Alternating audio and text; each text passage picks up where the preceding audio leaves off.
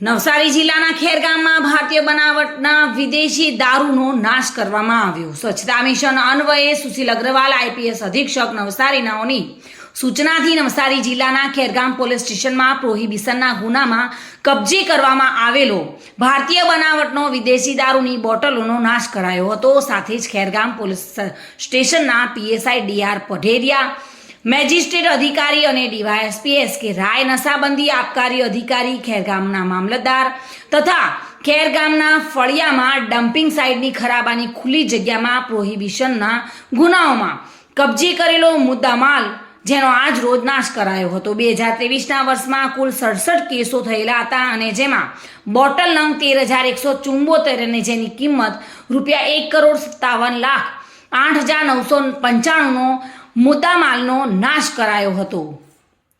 ચંદ્રકાંત ધમલ સાથે bureau report, today Gujarati news.